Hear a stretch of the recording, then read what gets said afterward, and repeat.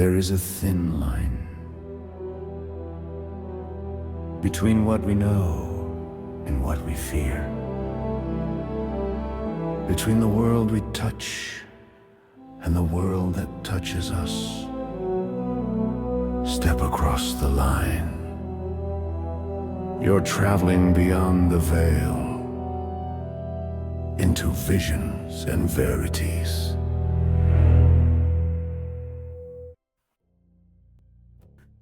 Meet Elias Thorn, a man who has spent a lifetime measuring the distance between a promise and a prayer, only to find the gap getting wider with every mile.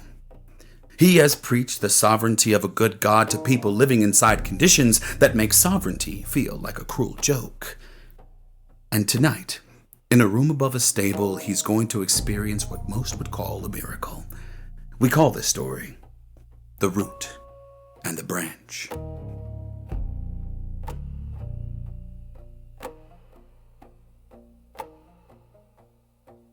The water was black and warm, which was the worst of it.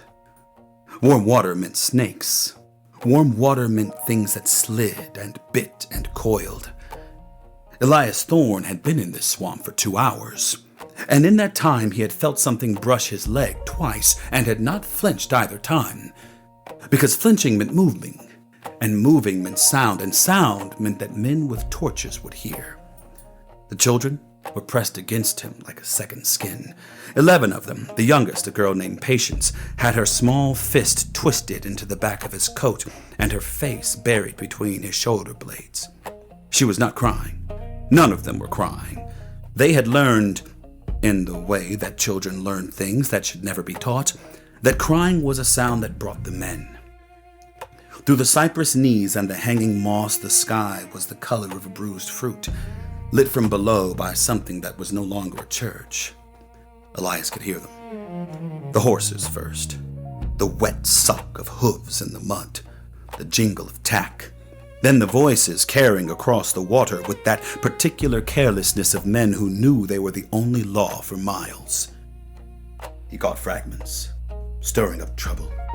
And teach these. And then laughter. The bright and cheerful laughter of men who had just done something they believed was righteous. He had done this before. The thought was not a comfort. The thought was a stone he had carried so long it had worn a smooth place in his chest. He had hidden people in water and darkness while other people's certainty burned things down, and he would do it again tonight. And he would keep doing it until that certainty burned him or he burned out, whichever came first. His lips were moving. He was not aware of it until he tasted the words. The Lord is my shepherd, I shall not want. He maketh me to lie down in green pastures. He leadeth me beside the still waters. The song went on behind his teeth, soundless, while the orange light pulsed against the clouds and Patience's fingers tightened in his coat. Yea, though I walk through the valley of the shadow of death. A splash. Not the horses, not the children. Something else coming from the eastern tree line, moving through the water with a rhythm that was too steady to be an animal and too quiet to be a man. The children felt it before Elias did. They went still in the particular way of rabbits when a hawk passes over. A stillness that was not chosen, but visited upon them, deeper than breath. Elias raised his hand. The shape stopped. It was a man. White. Middle-aged, with a face that Elias could not quite fix in his memory, even as he looked at it. The features there, then not there, like trying to hold smoke. He was not carrying a torch. He was not carrying anything. He was standing in water up to his thighs, and he was not looking at Elias. He was looking at the children.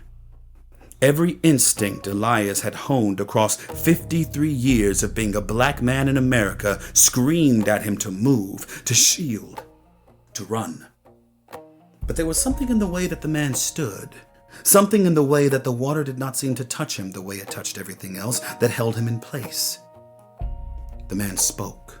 4 words in a voice that carried no accent, no origin, no evidence of ever having learned to speak from human lips.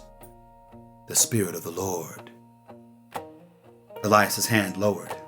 He did not make it lower. It lowered itself, the way a branch drops its leaves in autumn, not by effort, but by the completion of something that had been growing towards this moment since before he was born. The man turned and moved through the marsh. Elias followed, the children following him, the water pulling at their legs like something reluctant to let them go. The man did not look back. He did not need to. He moved through the darkness, and the cypress and the hanging moss, and the darkness moved around him, and after a time that could have been minutes or could have been hours, they came to a road. Elias had not known the road was there. He had been past this swamp a dozen times, had walked the perimeter, had mapped it in his mind for escape routes and hiding places, and he had not known the road was there. The man stopped at the edge of the road and pointed. Through the trees, 100 yards off, a farmhouse with a lamp in the window. The kind of farmhouse that belonged to people who kept lamps in windows for reasons that had nothing to do with guiding travelers home.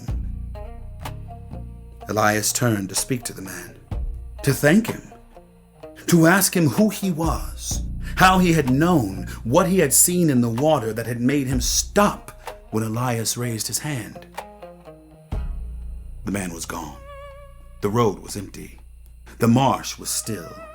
The orange sky was going back to black, and the children were safe, and Elias Thorn stood at the edge of a road he had not known was there, with the taste of the psalm still on his tongue, and the weight of 11 small bodies still pressed against him in memory. And he understood that something had happened to him that did not fit inside the categories he had been given. He got the children to the farmhouse. He watched them wrapped in blankets, given bread and milk by a woman who asked no questions, and answered his thanks with a nod that suggested she had been expecting them. He stood on her porch and looked back toward the swamp, where the smoke was still rising, gray against the star-scattered sky. He did not see the man again, but he felt him, the way you feel the presence of something in a dark room even when you cannot see it. A pressure against the boundaries of what is possible. 3 months later, in a borrowed room above a livery stable in a town called Bethel, Elias Thorn knelt beside a narrow bed and told God he was finished. He was not angry. He had been angry before, and anger was a fire that burned hot and then burned out, leaving something clean behind. This was not anger. This was something older and colder and more final. It was the specific, honest emptiness of a man who was given what he had and cannot find anything left. He had buried children of his own, 2 of them. David, who had his mother's hands taken by fever in 64. Rachel, who had his voice taken by a horse that threw her in 67. He had stood there at their graves and preached the sovereignty of a good God to the dirt, and the dirt had not answered, and the God had not explained, and the sovereignty had felt like a weight he was supposed to carry without ever asking why it was so heavy. He had watched congregations scatter.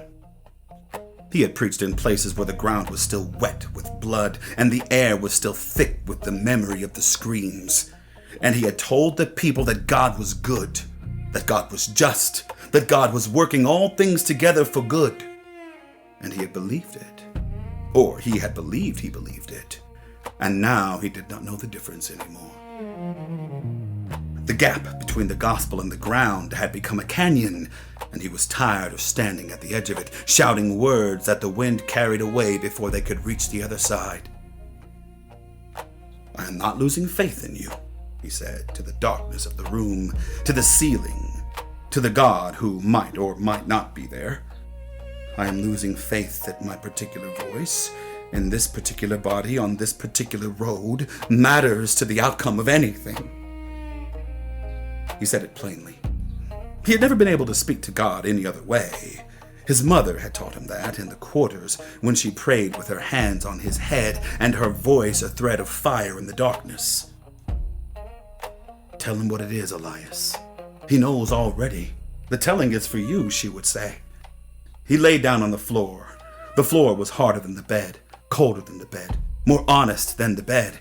He lay on his back with his arms at his sides and his eyes open to the darkness and waited for something to happen.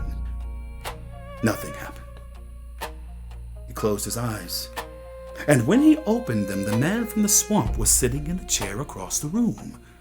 Elias did not start. He did not move. He had been a preacher long enough to know that there were visitations and that there were visitations, and that the difference between them was not in the spectacle but in the stillness that followed. The man was still. Not the stillness of a man holding himself motionless. The stillness of something that had never been in motion, that existed in a state beyond the categories of moving and being still. The same face. The same absence of features that could be held in memory. The same presence that pressed against the walls of the room like water pressing against a dam. "Before the answer is given," the man said, "you are owed a sight." The room went, and Elias had been in the presence of the holy before. He had felt it in the brush arbors of his childhood, in the singing and the shouting and the falling down. He had felt it in the silence after his mother's prayers, when the air was thick with something that was not air. He had felt it in the water of the swamp, when the man had come through the cypress and the children had gone still, and the words, "the Spirit of the Lord," had fallen on him like a mantle. This was not that. This was a transportation, a being sat down in another time. He was still himself, still Elias Thorn, still 53 years old, still wearing the same coat that smelled of swamp water, wood smoke. But he was somewhere else. And the somewhere else was as real as the floor he had been lying on, as real as the children that had been pressed against him in the dark water. He was standing in a church.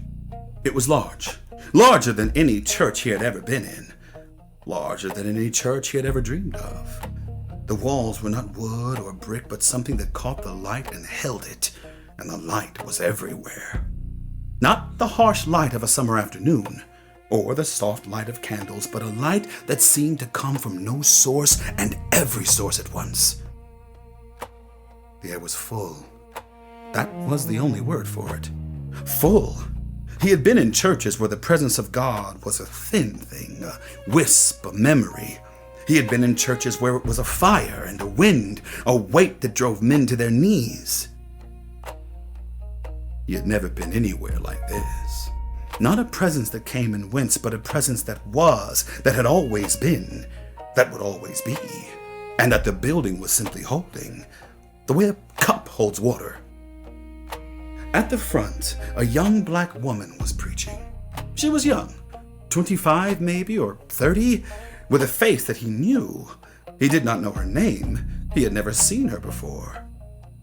But he knew her face because it was built from his face. The specific architecture his mother had given him, the cheekbones and the brow and the set of the mouth carried forward through generations he would never live to see. She was preaching, and the fire that was in her was the fire he remembered feeling once, before the weight came, before the barriers and the burnings and the long road through towns that did not want him. It was the fire that had driven him into the ministry in the first place. The fire that had made him stand up in a brush arbor at 19 and open his mouth and feel something come out of him that was not his own. It was the fire that had carried him through the war, through the years of wandering, through the nights in the swamp with the children pressed against him and the torches burning in the distance. It was still burning. She was burning with it, and the congregation, hundreds of them, thousands of them, faces of every shade and origin, gathered together in a way that Elias had never seen outside of heaven, was burning with her, and the light was the light of the fire, and the fire was not consuming anything, was not destroying anything, was only being, the way God is, the way the bush burned and was not consumed. He watched her long enough to see what she carried. He watched the congregation long enough to see what she produced in them. He watched until the weight of what he was seeing became heavier than the weight he had been carrying, heavier than the emptiness, heavier than everything he had laid down on the floor of the borrowed room. And then he was back. The room was the same room. The night was the same night. The man was still in the chair, or had been in the chair, or was already gone. Elias could not tell which, because the boundaries of things had become soft, permeable, and something that he could see through the way you see through water to the stones at the bottom of a creek. The man was gone. Elias lay on the floor a long time. The vision had not filled him back up. This was important. This was something he would think about later in the years to come, when the road was long and the weight was heavy and the fire was thin. The vision had not filled him back up. He was still empty. The road ahead was still the same road, the same length, the same cost. The towns would still be towns that did not want him. Churches would still be churches that burned. The children would still be children who needed hiding, needed saving, needed someone to stand between them and the torches. What had changed was simpler and more permanent. Somewhere in the future, a branch was alive that required this root to hold. He did not know her name. He would never know her name. He would never see her again. Would never know if she was born, would never know if the branch grew or withered, would never know if the fire he had seen in her ever touched the world the way it had touched him in that impossible moment in that impossible church. But she was there. She was there in the future, and she had his face, and she was preaching with a fire that he had once carried, and she could not preach with that fire if he did not carry it to her. The chain was not broken. It was only long. He got up slowly. His knees ached. His back ached. His body was older than his assignment, and his assignment was not finished with him. He picked up his Bible from the floor. It had fallen there when he laid down. Or he had laid it there. He could not remember. And he sat on the edge of the narrow bed and opened it. He did not open it to find a verse. He did not open it to read. He opened it as a man returns to something he nearly sat down permanently, just to feel the weight of it in his hands, just to smell the leather and the paper, just to remember that he had carried it for 34 years and had never in all that time set it down for good. In the morning, he would go down to the stable and ask the liveryman which town was next on the road north. The liveryman would tell him. He would go. He would preach in a brush arbor to 14 people, and he would not feel the fire. And he would preach anyway, because the fire was not about feeling, had never been about feeling, had always been about something deeper and older and more stubborn than feeling. He sat on the edge of the bed with his Bible open in his hands and looked out the window at the November sky. The stars were out. The stars were out in a way they never were in the cities, in a way they never were when the smoke was rising and the torches were burning. They were distant and cold, and they did not care about the road or the weight or the fire, but they were there. They were there the way the branch was there, the way the root was there, the way the girl with his face was there, somewhere in the future, preaching with the fire that had not yet been lit. He closed the Bible and laid it on the bed beside him. The angel did not appear again. He did not need to. The angel had done what angels do, had come in the darkness, had spoken the words, had shown him what he needed to see. The rest was his. The rest had always been his. The rest was the road and the weight and the fire that burned or did not burn, and the children who needed hiding, and the towns that did not want him, and the God who was good, or was not good, or was something beyond good and evil. Something that could only be addressed, could only be prayed to, could only be trusted in the dark water while the torches burned and the children pressed close, and the psalm moved beyond his teeth like a river that had never run dry. He lay down on the bed, not the floor, the bed. The bed was a choice, and he made it deliberately, the way a man makes a choice when he knows that every choice from this point forward is a choice to continue. He closed his eyes. He slept.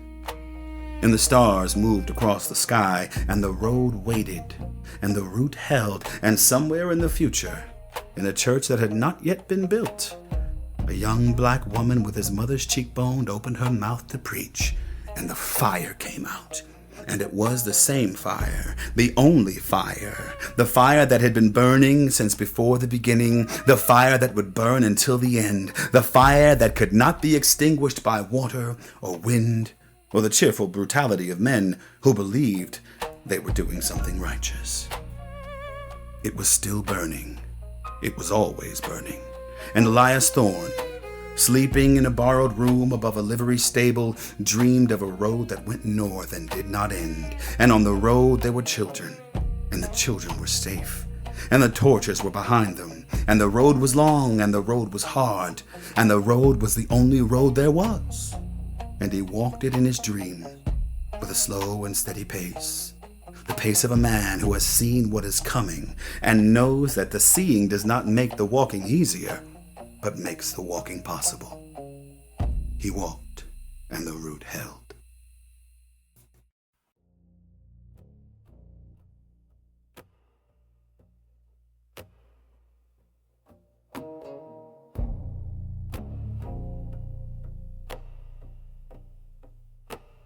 Elias Thorn never saw that church. He never heard the singing. He lived 19 more years in the now, preaching to handfuls of people in the rain, never knowing that his weariness was the price of someone else's strength. Having seen the branch, he was asked to remain the root.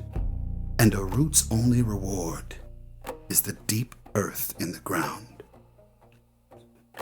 I hope you'll join me next week for our next story. It's a peculiar tale about finding one's place. I think you'll enjoy it. I call it The Face of Heresy. Until then, I'll see you beyond the veil.